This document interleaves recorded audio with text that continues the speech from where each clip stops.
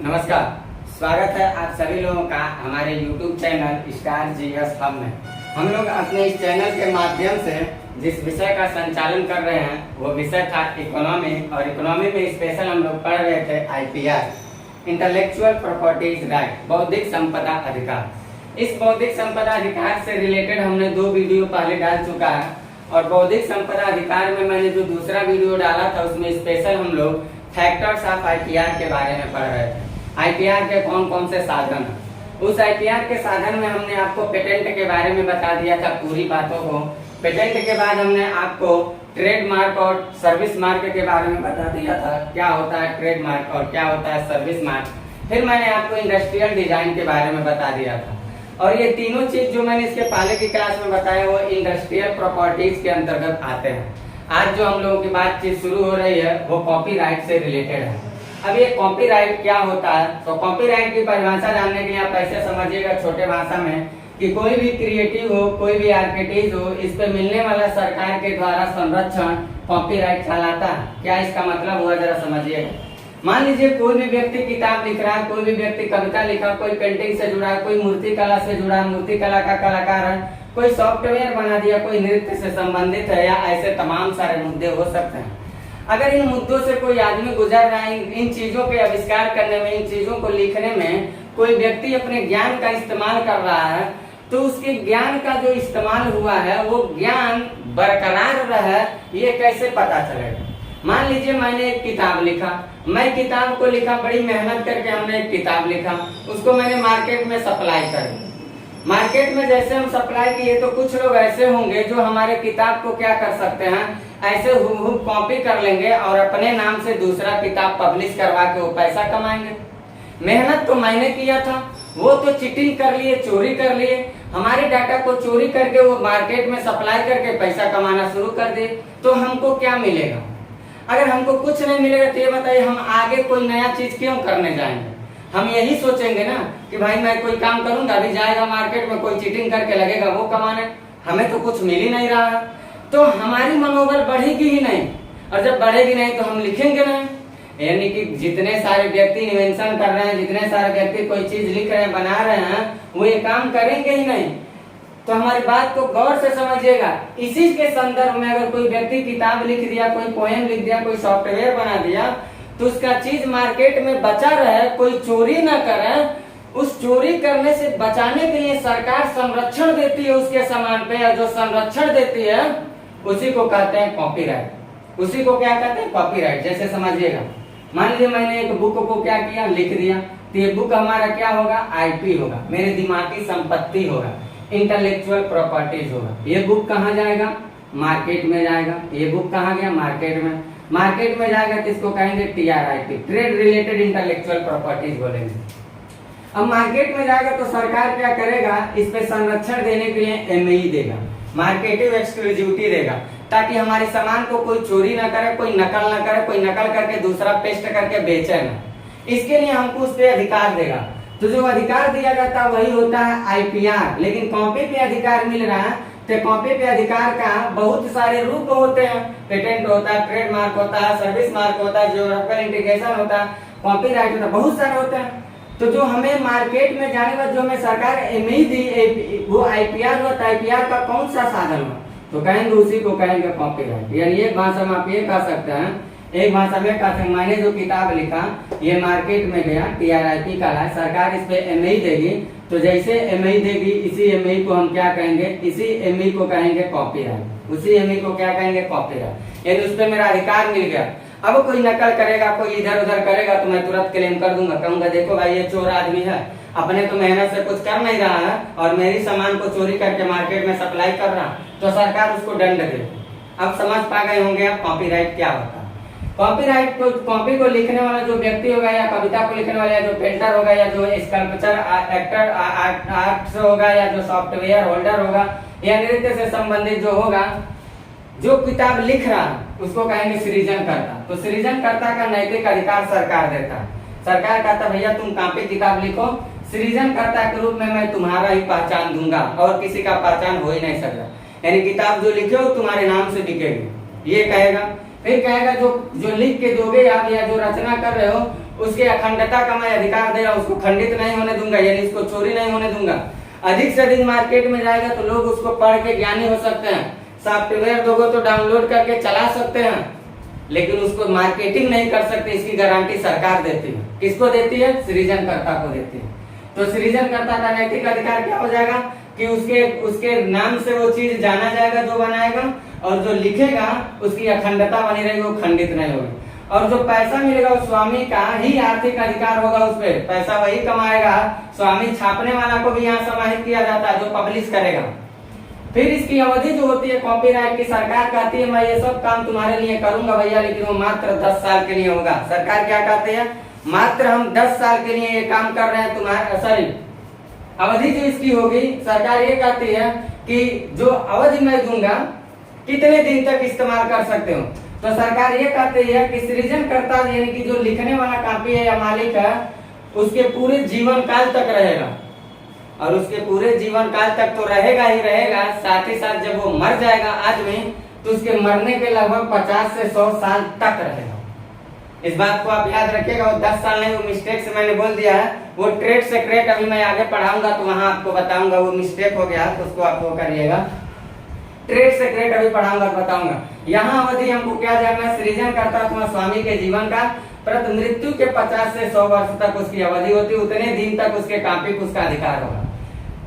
Copyright में fair use पर प्रावधान दिया गया है, यानी कि फेयर यूज निष्पक्ष तौर का अधिकार होता है। जो भी मैंने लिखा उस पर निष्पक्ष तौर पे मेरा अधिकार होगा, उसमें कोई दो राय नहीं है। इस कॉपीराइट से अगर कोई मामला उठता है तो वैश्विक धरातल पे तो मामला जाता है WTO में, लेकिन WTO में जाता है। इसके अलावा बहुत सारे अर्धन्यायिक संस्थानों को बनाया गया, जैसे कॉपीराइट बोर्ड की स्थापना किया गया 1958 में, जो एक अर्धन्यायिक संस्था है जिसमें एक अध्यक्ष और 2 सदस्य होते हैं। कॉपीराइट से अगर मुद्दा जाता है तो आप यहाँ अपील कर सकते हैं। 2 बात और मैं लिखा हूँ, एक कॉपी लेफ्ट और एक एंटी कॉपीराइट। ये क्या होता है जरा इसको समझ लेते हैं हम लोग। तो कॉपी लेफ्ट क्या होता है? मान लीजिए अभी कॉपीराइट का ही एक प्रारूप है, कॉपीराइट का ही एक स्वरूप है या एक प्रकार है। इसमें होता क्या है? कॉपी लेफ्ट का मतलब ये हुआ कि फेयर यूज का प्रावधान होता है, लेकिन प्रोडक्ट को पब्लिक डोमेन नहीं किया जाएगा। मान लीजिए मैंने कोई किताब लिखा तो निष्पक्ष तौर पे मेरा उस पर अधिकार होगा, निष्पक्ष तौर पे उस किताब पे मेरा अधिकार होगा, उसको पब्लिक डोमेन नहीं किया जाएगा, यानी सार्वजनिक रूप से उस किताब को नहीं किया जाएगा, मेरा अधिकार होगा। अधिक से अधिक लोग उसको मार्केट से खरीद के पढ़ सकते हैं, ज्ञान ले सकते हैं, लेकिन उस किताब को अपने नाम से बेच नहीं सकते। उस पर अधिकार मेरा होगा, बेचने का अधिकार मेरा होगा। ये होता है कॉपीराइट। फिर हुआ एंटी कॉपीराइट का एक आता है। पूरे विश्व में बड़ी समस्याएं चलती है, क्योंकि आप जानते हैं विश्व में कामचोर बहुत मिलते हैं, चाहे भारत है या कोई देश, कामचोर बहुत मिलते हैं, काम करने वाले कम मिलते हैं। ऐसा आप देखे होंगे, कामचोर बहुत मिलते हैं। वो कामचोर करते क्या है? आपके प्रोडक्ट को चोरी कर लेंगे और अपने नाम से क्या करेंगे? सप्लाई कर देंगे। यानी कि इसका मतलब ये हुआ कि अगर कोई व्यक्ति आपके लिखी हुई किताब को चोरी करता है, चोरी करके वो मार्केट में सप्लाई कर रहा है अपने नाम से, तो आप अगर देखेंगे तो आप तुरंत उसके खिलाफ जाके क्लेम करेंगे, कहेंगे भैया हमसे मिलते जुलते चीज का क्या है, ये हमसे मिलते जुलते चीज को लिख करके मार्केट में सप्लाई कर रहा। तो जो जाके क्लेम करेंगे उसी को कहा जाता है एंटी कॉपीराइट। जैसे सबसे सरल उदाहरण समझ, मान लीजिए मैं यूट्यूब पे पढ़ा रहा हूँ ना, मान लीजिए मैं यूट्यूब पे पढ़ा रहा हूँ, मैं किसी बड़े चैनल का क्या किया, वीडियो उठा लिया, सेव कर लिया, डाउनलोड कर लिया, और उस बड़े चैनल के वीडियो को डाउनलोड करके मैं अपने चैनल पे डाल दिया कि मेरे चैनल का व्यूज बढ़े, सब्सक्रिप्शन बढ़े। ऐसा मैंने सोचा, ठीक, मैंने चोरी किया, सपोज करिए, और मैंने उसको डाल दिया। जैसे मैं डालूंगा तो जो व्यक्ति, अगर उस व्यक्ति को जानकारी होगा तो व्यक्ति क्या करेगा? पिटीशन क्लेम करेगा मेरे खिलाफ कि ये आदमी चोर है और ये आदमी क्या किया, मेरी डाटा को चोरी करके अपने नाम से चला रहा। तो यूट्यूब क्या करेगा? जो मालिक होगा वो क्या करेगा? वो ये कहेगा, हमको मैसेज देगा कि भैया तुम इस वीडियो को डिलीट कर दो, क्योंकि ये दूसरे की वीडियो है, और डिलीट नहीं करोगे तो मैं तुम्हारे चैनल को बंद कर दूंगा। डिलीट करने के लिए जो कह रहा है, नहीं तो चैनल बंद कर दूंगा। क्यों कह रहा है? क्योंकि कोई जाकर के उससे कहा है कि भैया ये मेरी चोरी किया, और सच में हमने चोरी किया था। तो जो क्लेम किया उसी क्लेम को कहते हैं एंटी कॉपीराइट। बातों को इतना समझ पाए कि नहीं समझ पाए, आप जरूर बताइएगा। इसके बाद हम चलते हैं आपको बताने, इसके बाद जो हम लोग मुद्दा पढ़ते हैं वो ट्रेड सेक्रेट के बारे में। तो आगे इसका ले लीजिए स्क्रीनशॉट आप, और बढ़ते हैं हम लोग आगे। अगला देखते हैं हम लोग ट्रेड सेक्रेट के बारे में। ट्रेड सेक्रेट क्या होता है? कोई फार्मूला हो, कोई फार्मूला आप बनाए, कोई तरीका आपको पता हो, कोई प्रक्रिया प्रोसेस के बारे में जानते हो, कोई प्रोग्राम के बारे में जानते हो, कोई टेक्निक के बारे में आपको जानकारी है, तो वो आप सरकार के साथ शेयर कर सकते हैं। कोई भी ऐसी चीज अगर आपके पास जानकारी है सरकार के साथ शेयर कर सकते हैं। सरकार क्या करेगी, आपकी इस तकनीकी की पहुंच जो होगी वो ज्यादा लोगों तक नहीं पहुंचाएगी, यानी ये नॉन पब्लिक इंफॉर्मेशन होगा, बहुत ज्यादा लोगों को तक पहुंच नहीं करेगी, उसको गुप्त रूप से रखेगी। गुप्त रूप से रखना ही कहा जाता है सीक्रेट, यानी व्यापार से संबंधित उस बात को क्या करेगी, गुप्त रूप से रखेगी, उसी को कहा जाता है ट्रेड सीक्रेट। इसकी जो अवधि होती है 10 वर्ष के लिए निर्धारित होती है और इसको एक्सचेंज करने का प्रावधान आता है, नवीकरणीय प्रावधान इसमें दिया गया है। 10 वर्ष के बाद आप चाहेंगे तो रिन्यूअल करा सकते हैं। ट्रेड सीक्रेट को दो रूपों में देखा जाता है, एक इंडस्ट्रियल सीक्रेट होता है और एक कमर्शियल सीक्रेट होता है। इंडस्ट्रियल सीक्रेट का जो स्वरूप होता है वो विशिष्ट रूप से तकनीकी रूप में होता है और इसमें केमिकल फार्मूला ही आते हैं। केमिकल का फार्मूला जैसे मान लीजिए आपने x + y + z को मिलाया, x + y + z को मिलाया और D1 कुछ बना दिया नया चीज। तो अगर ये खास चीज है देश के लिए तो सरकार इसको जानेगी, तो इसको मिलाने की जो प्रक्रिया है इस बात को गुप्त रूप से रखेगी, लेकिन ये बात क्या करेगी, ओपन कर देगी। ये सब लोग जान जाएंगे कि ये चीज बना है, लेकिन ये बना कैसे इसको नहीं बताया जाएगा। तो यही प्रक्रिया कहलाता है ट्रेड सीक्रेट और इसी प्रक्रिया पे ही दिया जाता है पेटेंट।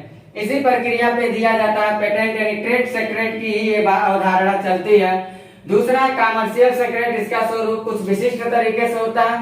इसमें विज्ञापन, वितरण, बिक्री, मार्केटिंग जैसे बातें आती हैं, लेकिन याद रखिएगा ये सेकेंडरी स्तर का होता है। जैसे पेटेंट में हम लोगों ने पढ़ा था प्रोसेस पर पेटेंट दिया जाता है, प्रोडक्ट पे नहीं। ऐसे ट्रेड सीक्रेट की अवधारणा जो चलती है वो इंडस्ट्रियल सीक्रेट से रिलेटेड होती है, कमर्शियल सीक्रेट से नहीं। इस बात को आप याद रखिएगा, इस बात को आपको याद रखना है। अब हम लोग ट्रेड सीक्रेट के बाद पढ़ने चल रहे हैं जीआई टैग के बारे में। क्या होता है जियोग्राफिकल इंडिकेशन, इसके बारे में। इसका आप ले लीजिए स्क्रीनशॉट और बढ़ते हैं आगे। इसके बाद हम लोग देखते हैं जियोग्राफिकल इंडिकेशन के बारे में, भौगोलिक संकेत के बारे में। क्या होता है जीआई टैग, इसी को कहते हैं लोग जीआई टैग। कोई भौगोलिक स्थान जहां किसी खास प्रोडक्ट का उत्पाद किया जाता है उसका संरक्षण जीआई कहलाता है। मेरे कहने का आशय यह है कि मान लीजिए कोई जगह है, किसी जगह पे कोई चीज पैदा हो रहा है या किसी जगह पे कोई चीज बनाया जा रहा है या किसी जगह पे कोई चीज खुदाई से बहुत ज्यादा मिल रहा है, तो जिस जगह पे वो चीज मिलता है उस जगह पे लोग जा करके उस चीज की गुणवत्ता को बेकार ना करें, इसके लिए सरकार क्या करती है, उस जगह को जीआई टैग देती है, उस जगह को संरक्षण करने जाती है। तो जो संरक्षण करने के लिए सरकार जा रही है उसी को कहा जाता है जीआई टैग। जैसे इसको हम लोग ऐसे समझते हैं, एग्जाम्पल के मामले से ऐसे समझते हैं। मान लीजिए एक जगह है ए नामक एक स्थान है, ये स्थान है और इस ए स्थान पे क्या होता है, P1 प्रोडक्ट बहुत ज्यादा पैदा होता है या बनाया जाता है या P1 प्रोडक्ट खुदाई से मिलता है। तो सरकार क्या करेगी, ये स्थान जो है मान लीजिए कोई स्थान है, यहाँ मैंने स्थान लिख दिया, यहाँ मैंने क्या किया, स्थान लिख दिया और इस स्थान पे P1 प्रोडक्ट स्थान है और यहाँ पे क्या हो रहा है, ऐसे देखिएगा, यहाँ खास प्रोडक्ट है, खास उत्पाद मिल रहा है। ठीक, खास मैंने उत्पाद यहाँ कहीं लिखा होगा, खास प्रोडक्ट यहाँ पे लिखा है। तो जो स्थान, इस स्थान का नाम मान लीजिए आपने रख लिया ABC और उत्पाद का आपने नाम रख लिया मान लीजिए P1 प्रोडक्ट पैदा हो रहा है या मिल रहा है। तो जीआई टैग का मतलब क्या होता है, जीआई टैग का मतलब ये होता है किसी भी जगह, मान लीजिए ABC एक खास जगह है, इस जगह पे इस प्रोडक्ट को बनाया जाता है, चाहे यहाँ मिलता है, तो इस प्रोडक्ट पे जाके व्यक्ति इस प्रोडक्ट को दुरुपयोग ना करे उसके लिए सरकार यहाँ चली जाएगी संरक्षण के लिए। संरक्षण के लिए जब सरकार यहाँ चली गई तो जो संरक्षण करने के लिए जा रही है उसी को कहा जाता है जियोग्राफिकल इंडिकेशन। क्या समझे? जैसे मान लीजिए कोई शहर, जैसे मान लीजिए गोरखपुर है, गोरखपुर में टेराकोटा होता है, तो टेराकोटा को जीआई टैग दिया गया। इसका मतलब ये हुआ कि यहाँ टेराकोटा बहुत ज्यादा हो रहा है, टेराकोटा ट्रेडिशनल कल्चर का क्षरण ना हो, इसके संरक्षण के लिए टेराकोटा पे जीआई टैग सरकार ने दे दिया ताकि उसका दुरुपयोग न किया जा सके। ये जो जीआई टैग होता है इसको दो वर्गों में रखा जाता है, एक होता है डायरेक्ट जीआई टैग और एक होता है indirect geographical indication. Direct geographical indication और इनडायरेक्ट जियोग्राफिकल इंडिकेशन क्या होता है, जरा इसको समझ लिया जाए कि जिस जगह पे मान लीजिए स्थान मेरा क्या था ABC, प्रोडक्ट यहाँ क्या हुआ P1, तो इस जगह का खास संरक्षण जब सरकार करने जाएगी तो इसको कहा जाएगा डायरेक्ट जीआई, मतलब डायरेक्ट जियोग्राफिकल इंडिकेशन। और इनडायरेक्ट जियोग्राफिकल का मतलब ये होता है जो प्रोडक्ट जहाँ हो रहा है उस प्रोडक्ट का कोई सिंबल बना दिया जाता है पहचान करने के लिए। मान लीजिए ये सिंबल बना दिया गया, ऐसा ही कुछ करके सिंबल बना दिया गया इस तरह से, ठीक। तो इनडायरेक्ट जीआई का, अभी मैं इसको एग्जांपल से बता रही हूँ, इनडायरेक्ट जीआई का मतलब ये होता है कि जिस जगह पे कोई प्रोडक्ट हो रहा, मान लीजिए एबीसी जगह पे प्रोडक्ट हो रहा है, तो इस एबीसी जगह को किससे संबोधित किया जाएगा, ऐसे सिंबल बना के संबोधित कर दिया जाएगा। ऐसे सिंबल बना के जब संबोधित कर दिया जाएगा तो इसका मतलब ये हुआ कि लोग ये समझेंगे कि ये सिंबल बना हुआ ये सामान है, इसका मतलब ये इस जगह का होगा, एबीसी जगह का होगा, गोरखपुर का होगा, दिल्ली का होगा, पटना का होगा। यानी इस सिंबल को ही देख के आप समझ जाएंगे। जैसे गाड़ी खरीदते हैं आप, सबसे सरल भाषा, गाड़ी खरीदते हैं, गाड़ी पे लिखा रहता है, गाड़ी का नाम लिखा रहेगा, मालिक का नाम लिखा रहेगा, तो जो नाम लिखा रहता है उसको हम लोग कहते हैं डायरेक्ट जीआई। कंपनी अपना एक नाम लिख करके गाड़ी को पब्लिश कर दे, ठीक। अब BMW खरीदने गए, BMW लिखा रहेगा BMW, तो BMW जो लिखा हुआ जगह की किसी खास जगह का हुए क्या कर रहा है, टैग दे रहा, जीआई टैग दे रहा। अब उस BMW के बाद देखिएगा कोई फिगर बनाया रहेगा, चित्र बनाया रहेगा, जो चित्र बनाया उस चित्र से हम ये जानते हैं गाड़ी BMW की है। वो फिगर क्या बता रहा, BMW, उस फिगर का गाड़ी कोई और कंपनी नहीं बना सकता। BMW बना सकता है लेकिन उस फिगर की गाड़ी को नहीं बना सकता। वो फिगर जो है उसपे उसको इनडायरेक्ट जीआई टैग मिला हुआ, तो जो फिगर बना हुआ, जो सिंबल बना हुआ, इस सिंबल को ही कहा जाता है इनडायरेक्ट जीआई। उसी को क्या कहा जाता है, इनडायरेक्ट जीआई का, जियोग्राफिकल इंडिकेशन कहा जाता है। तो मैं समझता हूँ, समझ गए होंगे कि डायरेक्ट जीआई और इनडायरेक्ट जीआई क्या होता है। फिर इसके बाद देखेंगे जियोग्राफिकल इंडिकेशन का जो अवधि होता है वो 10 वर्ष तक निर्धारित किया जाता है। एक बार आपको किसी जगह को आप जीआई टैग दे दिया गया तो 10 साल तक वो बना रहेगा। 10 साल के बाद उसको रिन्यूअल कराने की जरूरत होती है। अगर रिन्यूअल कराएंगे तो फिर उसकी अवधि बढ़ जाएगी, नहीं तो वो चीजें क्या हो जाएगा, पब्लिक डोमेन हो जाएगा। और जब पब्लिक डोमेन हो जाएगा तो उसी नाम से कोई भी आदमी किसी भी प्रोडक्ट को कहीं भी बेच सकता है। याद रखिएगा जीआई टैग जो मिलता है उस जीआई टैग को आप क्या कर सकते हैं, जैसे मान लीजिए हम कह रहे हैं कि गोरखपुर का टेराकोटा को जीआई टैग दिया गया है, तो हम कहीं मान लीजिए मार्केटिंग कर रहे हैं, टेराकोटा मिट्टी के बर्तन को बेच रहे हैं, तो मैं ये चिल्ला के कह सकता हूँ कि ये गोरखपुर का टेराकोटा, भैया इसको खरीद लो खरीद लो। ऐसे नहीं चिल्लाते हैं लोग कि ये फलाने शहर का मशहूर मिठाई, फलाने शहर का मशहूर चीज, ऐसा करके चिल्लाते हैं। इस तरह से करके हम बेच सकते हैं, अपराध गैर कानूनी काम नहीं होगा। लेकिन हम पैकेजिंग करके उसके सिंबल को बना के नहीं बेच सकते हैं, वो अपराध माना जाएगा, गैर कानूनी काम माना जाएगा। तो जो गैर कानूनी काम के रूप में क्या आ जाएगा, हम प्रचार प्रसार कर सकते हैं लेकिन सिंबल बना के हम काम नहीं कर सकते हैं। तो अगला देखते हैं लोग जीआई टैग के बाद अगला है इंटीग्रेटेड सर्किट। इंटीग्रेटेड सर्किट में हम लोग को क्या पढ़ना है, आईपी का एक नवीकरण और मौलिक डिजाइन होता है और सामान्यतः 15 वर्ष के लिए दिया जाता है। इसकी एक डेट इसका याद रखिएगा। फिर एक आता है ट्रेड डे। सब एक बात याद रखिएगा, अभी तक जो हम लोगों ने इसके पहले की क्लास में पढ़ा, आप लोगों से मेरा अपील होगा आईपीआर चैप्टर को बेसब्री से अगर समझना होगा तो मास्टर की एक अपील सुन लीजिएगा। आप इसके पहले की 2 वीडियो को जरूर देखिएगा, नहीं तो आप सच में नहीं समझ पाएंगे, कहेंगे पता नहीं क्या बता रहा है।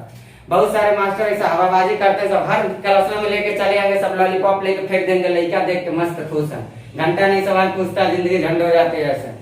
तो आप लोगों को क्या करना होगा, पूरी गुणवत्ता के साथ क्लास को पढ़ते चले। जरूरी नहीं है कि आपको खूब मनोरंजन की बात करूं तो ही आप खुश रहें, आपको मुद्दे की बात मैं देता रहता हूं, वैसे मैं पढ़ाता रहता हूं क्लासों में जा करके, तो मस्ती की बातें करता रहता। लेकिन अब ये रिकॉर्डेड चल रहा, हो सकता है आप लोगों का सहयोग रहा है, तो मैं जब लाइव क्लास आऊंगा या मेरे पास संख्या हो जाएगा, मेरे पास जब बच्चे लोग ज्यादा बैठे रहेंगे, तब मैं इस तरह की मस्ती की थोड़ी इंटरटेनमेंट की क्लास को लेके आऊंगा। अभी मैं मुद्दे की बातों पे ही विशेष कर ध्यान दे रहा हूँ, तब इसके पहले की क्लास को जरूर देख लीजिएगा। अब हम लोग देखते हैं ट्रेड ड्रेस। इसको देखने से पहले एक चीज जानिएगा, WTO का जो मानक, उस WTO के मानक में टोटल 7 ही प्रकार के आते हैं फैक्टर्स, ठीक, 7 ही आते हैं। वो 7 मैंने बता दिया आपको क्या क्या। मैंने पेटेंट बताया, मैंने आपको पेटेंट के बाद ट्रेडमार्क, सर्विस मार्क बताया, फिर उसके बाद मैंने आपको क्या बताया, इंडस्ट्रियल डिजाइन बताया, फिर मैंने उसके बाद क्या बताया आपको, ट्रेड सीक्रेट बताया, फिर मैंने 5वां आपको बता दिया जियोग्राफिकल इंडिकेशन बता दिया, फिर उसके बाद मैंने एक आपको इंटीग्रेटेड सर्किट बता दिया, और क्या क्या मैंने बता दिया, एक चीज और मैंने आपको बताया है। 7 चीजें हम लोगों ने पढ़ा है, 7 चीजों को हम लोगों ने बातचीत कर चुका है, जियोग्राफिकल इंडिकेशन, ट्रेड सीक्रेट, और एक मैंने आप लोगों को क्या बताया, कॉपीराइट के बारे में बताया। तो 7 मुद्दे को मैं बता दिया जो WTO के मानक में आता है। 2 अतिरिक्त मुद्दे आते हैं जो WTO के मानक में नहीं आते हैं। जरा उसको हम लोग देखते हैं वो क्या है। तो उसको देखते हैं। उसमें पहला आता है ट्रेड ड्रेस। ट्रेड ड्रेस का मतलब होता है व्यापार का पोशाक कपड़ा। तो व्यापार के कपड़ा का मतलब क्या था? कोई उत्पाद अगर हम बना रहे हैं तो उसका नया रूप से जब हम पैकेजिंग, एक मॉडलिंग पैकेजिंग करते हैं तो उसी को कहते हैं ट्रेड ड्रेस। वो मॉडलिंग पैकेजिंग नवीन होना चाहिए, मौलिक रूप से होना चाहिए। कभी कभी बिल्डिंग डिजाइन में याद रखिएगा सवाल पूछा हुआ, जो बिल्डिंग डिजाइन होता है इसको भी ट्रेड ड्रेस के रूप में ही समाहित किया जाता है। ट्रेड ड्रेस का सिद्धांत जो होता है बिल्कुल ट्रेडमार्क जो पढ़ाया था मैंने, जो समझाया था बिल्कुल हूबहू वैसे ही समझ लीजिएगा ट्रेड ड्रेस के सिद्धांत को। आगे है patent breeders right. Patent breeders right का मतलब ये होता है कि कोई मैंने मान लीजिए इन्वेंशन किया, तो जो मैं इन्वेंशन कर रहा हूँ उस इन्वेंशन पे मुझे पेटेंट मिलेगा।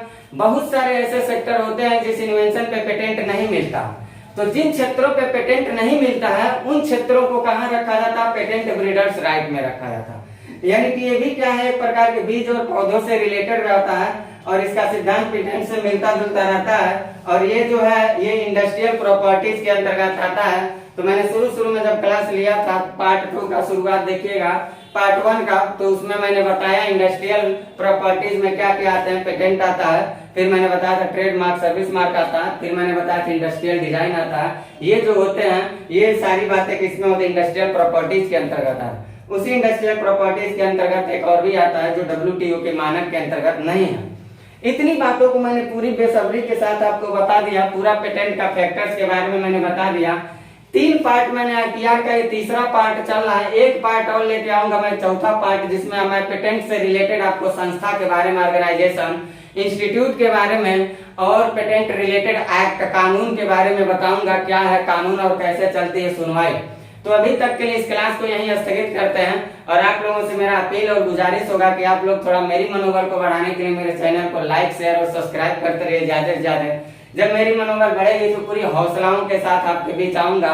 और अगर क्लास आप लोग पूरी हौसलाओं से भरा हुआ पूरा मास्टर का क्लास पाएंगे तो निसंदेह मैं कह रहा हूँ कि आपके एग्जाम से रिलेटेड किसी भी प्रकार की समस्या नहीं होगी। ये मेरा दावा है। ये चैनल पूरा मेहनतियों का चैनल है, समझिए।